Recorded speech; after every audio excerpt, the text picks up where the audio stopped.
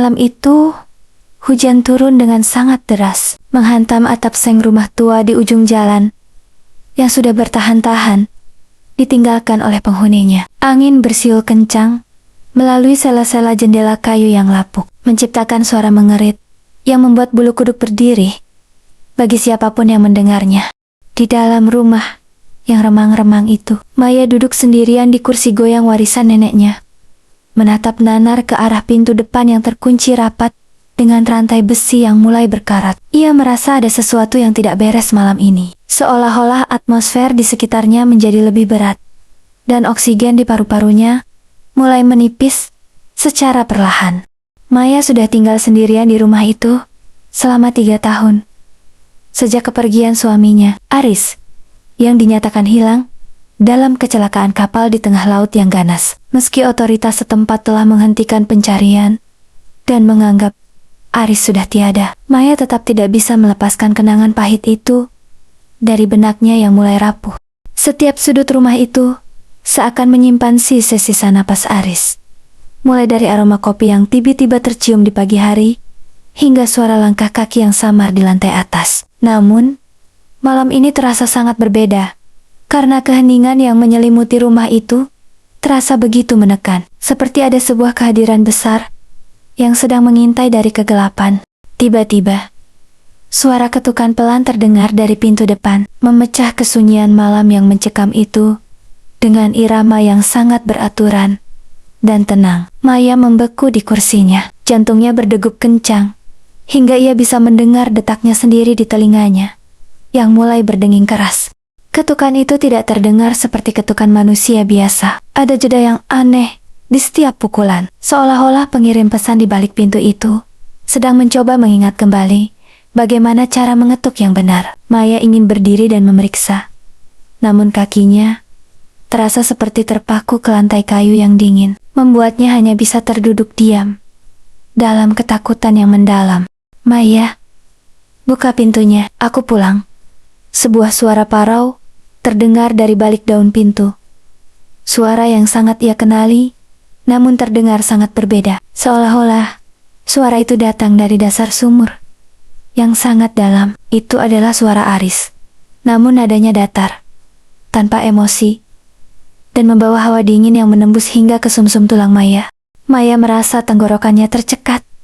Ia ingin berteriak memanggil nama suaminya, namun tidak ada suara yang keluar dari mulutnya yang gemetar hebat. Ia teringat bahwa Aris seharusnya sudah mati, tenggelam di kedalaman samudra yang tak terjangkau oleh cahaya matahari sedikit pun.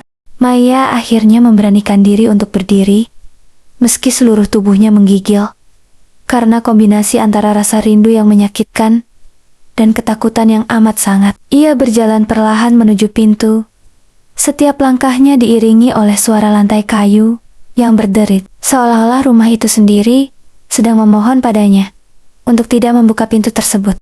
Di balik pintu, suara ketukan itu berhenti seketika, digantikan oleh suara garukan kuku yang tajam pada kayu pintu yang keras, menciptakan suara yang memilukan. Maya memegang kunci rantai dengan tangan yang basah oleh keringat dingin, ragu apakah ia harus menghadapi kenyataan di balik pintu itu atau tetap bersembunyi di dalam kegelapan. Ketika ia mengintip melalui lubang kunci yang kecil, ia hanya melihat kegelapan total. Seolah-olah ada sesuatu yang sengaja menutupinya dari sisi luar agar tidak terlihat. Namun, bau busuk yang sangat menyengat tiba-tiba menyeruak masuk melalui celah pintu. Bau air laut yang asin bercampur dengan aroma daging yang membusuk dan tanah yang basah. Maya menutup hidungnya dengan mual.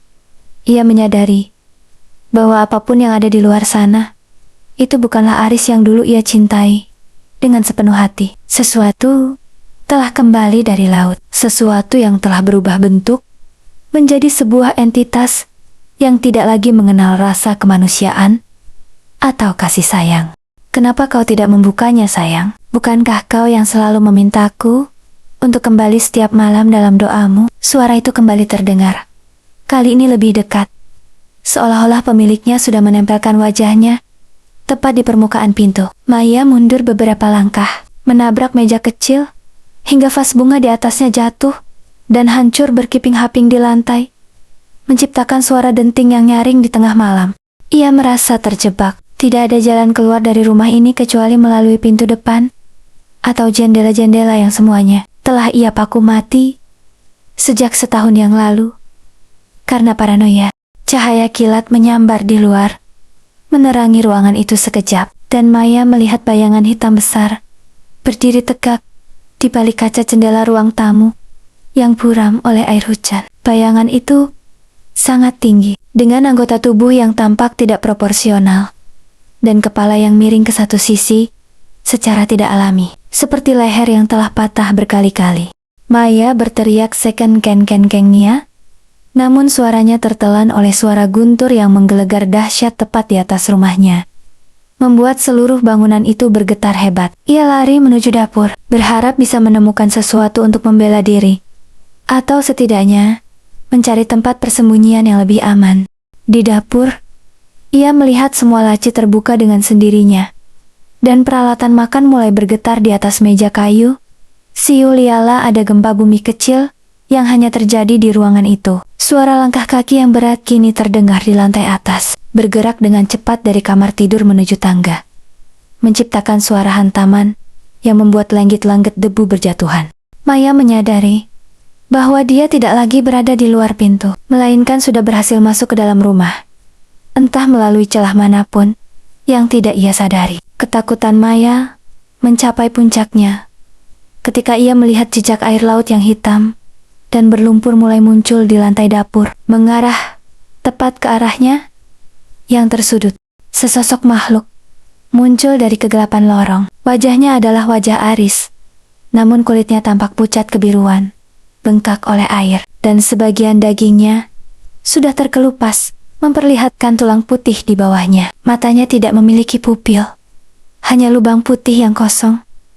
Namun entah bagaimana, Maya merasa makhluk itu sedang menatap langsung ke dalam jiwanya dengan penuh kebencian. Makhluk itu tidak berjalan, melainkan menyeret kakinya yang lunglai, meninggalkan jejak lendir dan bau busuk yang membuat Maya hampir pingsan karena tidak tahan. Aku kembali untuk menjemputmu, Maya. Kita harus kembali ke tempat yang dingin dan gelap itu bersama-sama, bisik makhluk itu dengan suara yang bergetar. Maya mencoba mencari pisau di atas meja, namun tangannya hanya menemukan udara kosong, karena semua benda Sioloala menjauh darinya saat ia membutuhkannya. Makhluk itu semakin mendekat. Tangannya yang panjang dan pucat terjulur ke arah leher Maya. Kuku-kukunya tampak tajam dan hitam seperti karang laut yang beracun. Maya memejamkan matanya rapat-rapat, berdoa agar ini semua hanyalah mimpi buruk yang akan berakhir saat ia terbangun nanti pagi. Namun rasa dingin dari sentuhan tangan makhluk itu terasa sangat nyata di kulit lehernya. Sentuhan itu tidak seperti kulit manusia, melainkan terasa seperti sisik ikan yang licin dan sangat dingin, seolah-olah es langsung ditempelkan ke tubuhnya. Namun, tepat saat tangan itu hendak mencekik lehernya, suara jam dinding besar di ruang tamu berdentang sebanyak 12 kali, menandakan tepat tengah malam telah tiba. Makhluk itu tiba-tiba berhenti bergerak, kepalanya berputar 180 derajat ke arah jam tersebut dengan gerakan patah-patah yang sangat mengerikan untuk disaksikan. Suasana menjadi sunyi senyap selama beberapa detik. Bahkan, suara hujan di luar pun Sioloala berhenti secara mendadak, menyisakan kesunyian yang lebih menakutkan daripada suara apapun. Maya membuka matanya sedikit, melihat makhluk itu kini berdiri mematung, seolah-olah ia sedang mendengarkan sesuatu yang tidak bisa didengar oleh telinga manusia biasa. Tiba-tiba, makhluk itu mulai mengeluarkan suara tawa yang melengking, suara yang terdengar seperti perpaduan antara tangisan bayi dan geraman binatang buas yang sedang kelaparan. Tubuhnya mulai bergetar hebat, dan air laut mulai keluar secara deras dari mulut dan lubang matanya, membanjiri lantai dapur dengan cairan hitam yang berbau busuk.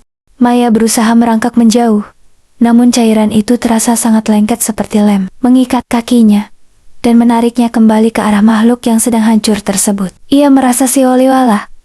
Lantai di bawahnya mulai melunak dan berubah menjadi pusaran air hitam yang siap menelannya bulat-bulat ke dalam kegelapan abadi. Kau pikir Aku adalah Aris, tanya makhluk itu tiba-tiba, dengan suara yang kini terdengar sangat jernih dan maskulin. Jauh dari suara parau yang sebelumnya ia keluarkan. Maya tertegun. Ia menatap wajah yang mulai hancur itu, dan menyadari bahwa fitur wajah itu memang mirip Aris. Namun, ada sesuatu yang secara fundamental salah. Cahaya lampu dapur yang berkedip-kedip memperlihatkan bahwa di balik kulit yang membusuk itu, terdapat lapisan kulit lain yang tampak jauh lebih muda dan segar. Maya mulai menyadari sesuatu yang mengerikan. Sebuah kebenaran yang selama ini ia kunci ropet-ropet di dalam memori terdalamnya, agar ia bisa tetap waras. Ingatan-ingatan yang selama ini ia tekan mulai muncul kembali, seperti potongan film yang diputar secara acak, namun sangat jelas di dalam kepalanya yang pening. Ia melihat dirinya sendiri sedang berdiri di tepi tebing pada malam kecelakaan itu, memegang sebuah balok kayu besar dengan tangan yang gemetar karena amarah yang meluap-luap. Ia melihat Aris yang sedang membelakanginya, tidak menyadari bahwa istrinya sedang bersiap untuk mengayunkan balok itu tepat ke arah belakang kepalanya yang tidak terlindungi. Ia teringat suara hantaman keras, suara tulang yang retak, dan tubuh Aris yang jatuh terjerembab ke dalam ombak laut yang ganas tanpa sempat mengeluarkan suara sedikit pun. Maya terduduk lemas di atas lantai yang basah. Air matanya mulai mengalir, bukan karena takut pada makhluk di depannya, melainkan karena kenyataan bahwa ia adalah seorang pembunuh. Ia telah membunuh suaminya sendiri karena rasa cemburu yang buta, lalu mengarang cerita tentang kecelakaan kapal untuk menutupi jejak kejahatannya yang sangat rapi. Selama 3 tahun ini, ia hidup dalam kebohongan yang ia ciptakan sendiri, meyakinkan dirinya bahwa Aris hilang karena takdir, bukan karena tangannya sendiri yang berlumuran darah. Makhluk di depannya kini mulai berubah bentuk kembali. Perlahan-lahan wujudnya menjadi lebih padat dan stabil, namun tetap mengerikan. Aku bukan Aris yang kau bunuh, Maya. Aku adalah rasa bersalahmu yang telah diberi nyawa oleh kegelapan rumah ini, ucap sosok itu sambil melangkah maju dengan sangat anggun. Sosok itu kini tidak lagi tampak seperti mayat yang membusuk, melainkan seperti bayangan cermin dari Maya sendiri. Namun, dengan wajah yang penuh dengan luka bekas hantaman benda tumpul. Maya melihat dirinya sendiri dalam versi yang sangat menderita, representasi dari semua dosa yang ia coba lupakan, namun tetap menghantuinya. Di setiap mimpi buruk, ia menyadari bahwa pelariannya telah berakhir malam ini, dan tidak ada tempat lagi baginya untuk bersembunyi dari bayangannya sendiri. Namun, di tengah keputusasaannya, pintu depan rumah tiba-tiba terbuka dengan suara dentuman yang sangat keras, seolah-olah ada kekuatan besar yang mendobraknya dari luar. Cahaya terang dari lampu senter masuk ke dalam rumah, menerangi debu-debu yang berterbangan dan menyingkirkan sebagian kegelapan yang menyelimuti ruangan tersebut. Maya mendengar suara-suara orang memanggil namanya, suara yang terdengar sangat nyata dan penuh kekhawatiran, seolah-olah mereka sudah mencarinya sejak lama. Sosok mengerikan di depannya mulai memudar, tertimpa cahaya terang tersebut, berubah menjadi gumpalan asap hitam yang perlahan menghilang ke udara. Ibu Maya, Anda di dalam? Kami dari kepolisian. Kami menerima laporan dari tetangga bahwa ada suara teriakan dari rumah ini. Teriak seorang petugas polisi yang masuk ke dalam dengan pistol yang sudah siap di tangannya. Maya mencoba menjawab, namun suaranya hilang, dan ia merasa tubuhnya menjadi sangat ringan. Sioleola. Ia tidak lagi berpijak di atas tanah yang padat. Ia melihat petugas itu berjalan melewatinya begitu saja, seolah-olah Maya tidak ada di sana. Sioleola.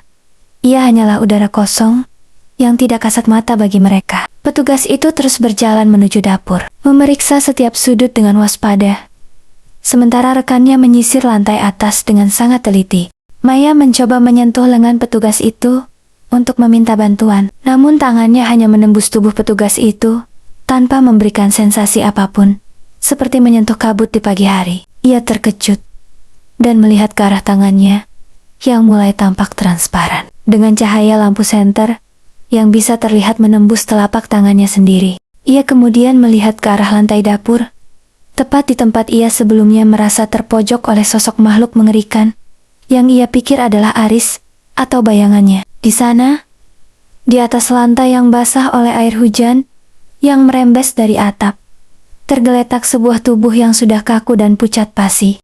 Tubuh itu adalah tubuhnya sendiri, Maya, yang mengenakan gaun tidur yang sama dengan yang ia pakai saat ini, namun dengan wajah yang membiru dan mata yang melotot ngeri. Di samping tubuhnya, terdapat botol obat penenang yang sudah kosong berserakan, menandakan bahwa ia telah mengakhiri hidupnya sendiri beberapa jam yang lalu, dalam keadaan depresi yang amat berat.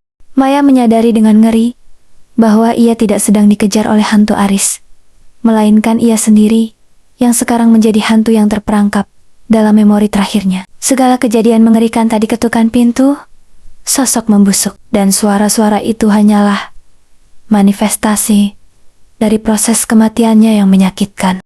Petugas polisi itu kemudian menoleh ke arah pintu belakang yang terbuka tertiup angin. Dan di sana berdiri seorang pria dengan pakaian rapi yang tampak sangat berduka, namun juga lega. Pria itu adalah Aris yang asli, yang ternyata tidak pernah mati dalam kecelakaan kapal 3 tahun yang lalu, melainkan hanya menghilang untuk memulai hidup baru karena takut pada istrinya yang posesif.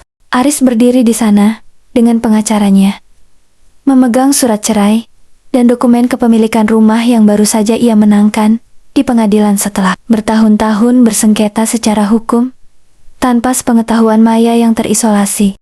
Dia sudah pergi. Aris, dia meminum semua obatnya sebelum kita sampai di sini untuk memberikan surat pengusiran ini, ucap petugas polisi itu dengan nada simpatik kepada pria yang berdiri di ambang pintu. Aris menghela napas panjang, menatap tubuh mantan istrinya dengan tatapan yang sulit diartikan, antara kasihan dan rasa ngeri yang masih tersisa dari masa lalu mereka yang kelam.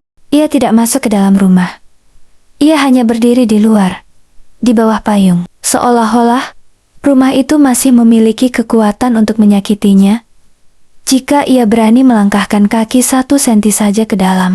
Maya yang kini menjadi roh hanya bisa berdiri terpaku, melihat pria yang ia cintai dan ia coba bunuh ternyata masih hidup dan sehat, bahkan tampak jauh lebih bahagia tanpanya. Ia menyadari bahwa selama ini ia tidak pernah membunuh Aris. Ia hanya melukainya malam itu, dan Aris berhasil melarikan diri, meninggalkan Maya yang kemudian gila karena rasa bersalah dan halusinasi. Kebenaran itu jauh lebih menyakitkan daripada kematian itu sendiri. Ia telah menghabiskan sisa hidupnya meratapi sebuah pembunuhan yang tidak pernah terjadi dan berakhir dengan mengambil nyawanya sendiri tanpa alasan yang nyata.